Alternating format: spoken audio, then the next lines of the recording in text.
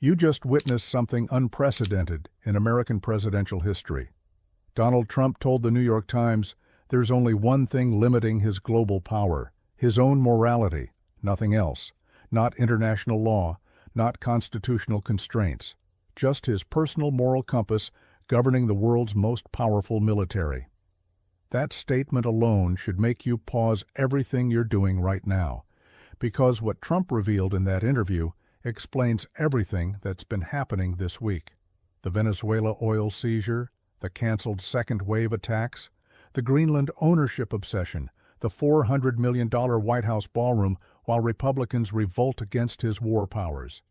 This isn't another political controversy that will fade by next week. This is a sitting president openly declaring that international law doesn't apply to him, that his personal judgment supersedes constitutional limits, that American military force exists to serve his individual moral calculations. And the most disturbing part? The evidence suggests he's actually acting on this belief in ways that are reshaping global power dynamics in real time. Trump's admission to the Times wasn't philosophical speculation. It was a confession of operational reality. When asked about taking Greenland, he said ownership would give him what I feel is psychologically needed for success. Not national security, not strategic necessity, personal psychological satisfaction. When pressed about how long America would control Venezuela, he answered much longer than 6 months or a year. Not as a reluctant burden of leadership, but as a personal ambition for extended dominion over foreign territory and resources. This represents a fundamental transformation in how presidential power is conceived and exercised. Previous presidents, regardless of party, operated within frameworks of constitutional constraint and international legitimacy. They might push boundaries, but they acknowledged boundaries existed. Trump has moved beyond that paradigm entirely. His Deputy Chief of Staff, Stephen Miller, articulated the new doctrine clearly. The world is governed by strength, force, and power. These are what Miller calls the iron laws that supersede legal frameworks and diplomatic traditions. But the practical implementation of this philosophy is creating chaos within Trump's own administration and generating unprecedented resistance from his traditional allies. The most immediate example involves Trump's sudden embrace of policies that sound remarkably similar to progressive Democratic proposals. This week, he announced that large institutional investors should be barred from buying single-family homes, a position long advocated by Senator Elizabeth Warren. He demanded defense contractors limit executive pay to $5 million and halt dividends and stock buybacks, another Warren-style intervention in corporate governance.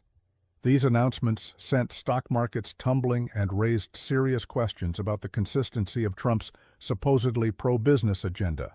Housing stocks fell sharply, with Blackstone dropping 5.6%. Defense stocks also declined as investors grappled with the implications of presidential micromanagement of corporate decisions. The erratic nature of these pronouncements reflects Trump's discovery that presidential power can be wielded impulsively across multiple domains simultaneously. There is no requirement for policy coherence when your operating principle is personal moral authority rather than institutional consistency. This approach extends far beyond domestic policy into unprecedented international assertions. Trump's Venezuela operation represents the most direct seizure of foreign resources by an American president in modern history. He's not just controlling Venezuelan political leadership, he's personally directing oil revenue distribution and infrastructure investment decisions. The audacity of this arrangement becomes clearer when examined alongside Trump's broader territorial ambitions. His renewed interest in Greenland isn't strategic positioning against China or Russia. It's personal acquisition for psychological satisfaction. He told the Times that Greenland ownership was important to him individually, not to American national interests. The practical consequences of this mindset are already generating significant political resistance, including from Trump's own party. 5 Republican senators joined all Democrats this week to advance a resolution limiting Trump's military authority in Venezuela without congressional approval. Senators Todd Young of Indiana and Josh Hawley of Missouri provided the surprise defections that made passage possible. Young explained his vote by noting Trump administration claims that America now runs Venezuela, raising questions about long-term military commitments that Congress hasn't authorized. The senator emphasized that any future troop deployment should require legislative debate and approval, challenging Trump's assertion that his personal moral judgment suffices for military decision-making. Senator Rand Paul, a co-sponsor of the resolution, revealed that behind closed doors, no Republican senator has expressed support for military action against Greenland, despite the administration's refusal to rule it out. Paul characterized the loose talk about military force as not just not good, but also counterproductive. Trump's response to this congressional pushback was characteristically personal and vindictive. He declared that the Republican senators who voted against him should never be elected to office again, and dismissed the War Powers Act as unconstitutional. His reaction demonstrates the fundamental tension between his conception of unlimited personal authority and the constitutional system of checks and balances. The international implications of Trump's "only my morality" doctrine extend far beyond Venezuela and Greenland.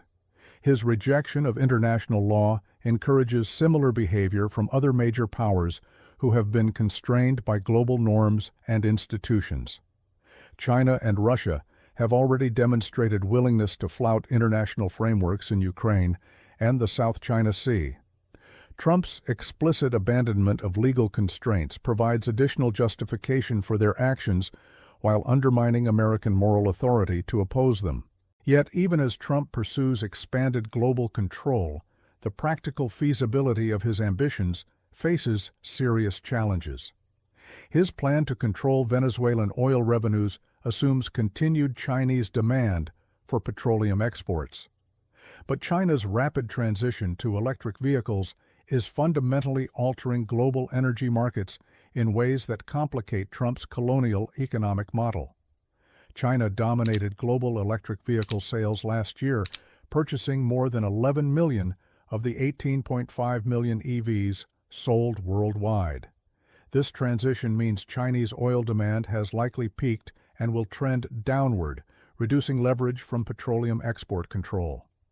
Chinese companies are now exporting record numbers of electric vehicles globally, particularly to developing nations that represent future growth markets. Energy analysts note that China needs Venezuela's oil less than Venezuela needs Chinese business. Any American intervention forcing reduced Chinese purchases would likely redirect Beijing toward alternative suppliers like Iran and Russia, undermining the strategic value of Venezuelan resource control. The irony is stark. While China races toward renewable energy independence, Trump's Venezuela intervention demonstrates American commitment to what one expert called a petrostate approach to global power. The contrast highlights how differently the world's two largest economies are positioning for future competition. Trump's domestic challenges with this approach are also mounting. The administration's handling of an ICE shooting in Minneapolis this week revealed the problems created by his maximalist rhetorical style. When an immigration agent killed 37-year-old Renee Nicole Good, Trump immediately declared she had willfully and viciously ran over the agent in an act of domestic terrorism. Vice President J.D. Vance initially supported this narrative during a White House briefing, suggesting the woman was part of some kind of left-wing network targeting law enforcement. But when pressed by reporters for evidence, Vance conceded the situation wasn't entirely clear. He allowed that perhaps Good was just scared and not actually targeting the agent deliberately. This reversal undermines the administration's credibility on a matter involving someone's death. Terrorism requires deliberate intent to use violence for political coercion. If the action wasn't willful, It cannot constitute domestic terrorism by definition. Yet Trump and Homeland Security Secretary Kristi Noem had already made these accusations publicly. The incident illustrates the broader problem with Trump's instinctive move toward maximalist positions regardless of available evidence. His subordinates are forced either to defend unsupported claims or, like Vance, to gradually retreat from them under questioning.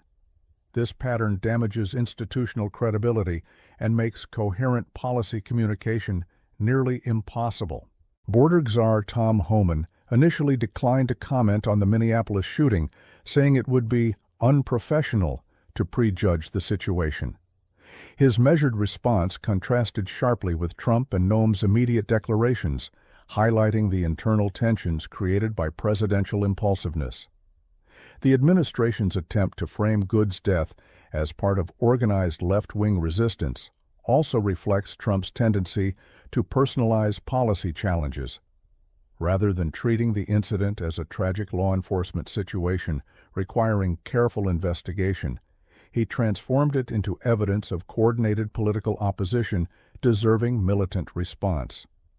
This approach extends to Trump's broader Venezuela strategy, where he's attempting to maintain control through what he calls cooperation rather than conquest. He announced Friday that he had canceled a second wave of attacks because Venezuela was working well with the United States, particularly on oil infrastructure rebuilding. Trump claimed that at least $100 billion will be invested by big oil in Venezuelan reconstruction, though energy industry sources express significant skepticism about such massive commitments. The vision would require unprecedented American control over foreign petroleum resources with no clear timetable or guarantee of success. Energy Secretary Chris Wright admitted the administration was still working out the logistics of oil sales and revenue distribution, suggesting the operational details remain unclear despite confident public pronouncements. This pattern of announcing ambitious goals before developing implementation plans reflects Trump's preference for dramatic gestures over careful policy development. The constitutional implications of these various initiatives extend beyond immediate policy questions to fundamental issues of governmental authority and democratic accountability. Trump's expansion of presidential war powers through law enforcement justifications threatens to eliminate congressional oversight entirely while establishing precedents future administrations could exploit. His simultaneous pursuit of territorial acquisition, resource appropriation, and domestic law enforcement authority represents an unprecedented concentration of executive power across multiple domains. The assertion that only personal morality constrains this authority effectively places one individual's judgment above constitutional limits and democratic institutions. The international precedent established through these actions encourages similar behavior from other major powers while undermining institutional frameworks that have maintained relative global stability since World War II. When the world's dominant democracy explicitly rejects legal constraints and multilateral institutions, it signals that unilateral force constitutes acceptable statecraft. Whether this transformation represents the emergence of sustainable American empire or acceleration toward chaotic international competition remains unclear. The outcomes will likely influence not only American governance structures, but global institutional arrangements for decades to come, as traditional diplomatic frameworks give way to direct power assertion with consequences extending far beyond any individual presidency. The most troubling aspect of these developments may be their internal logic. Once a leader declares that only personal morality limits governmental power, every action becomes potentially justifiable through individual moral reasoning. Constitutional constraints become suggestions. International law becomes optional. Democratic accountability becomes inconvenient. Trump's admission to the New York Times that his morality alone limits his global power represents more than controversial rhetoric. It constitutes a fundamental challenge to the institutional foundations of both American democracy and international order. The practical consequences of this philosophy are already reshaping global politics in ways that will define the remainder of this presidency and likely extend far beyond it. The question facing America and the world is whether democratic institutions and international frameworks can contain the exercise of power based solely on individual moral calculation, or whether such constraints will prove inadequate against a leader convinced that his personal judgment supersedes all other limitations.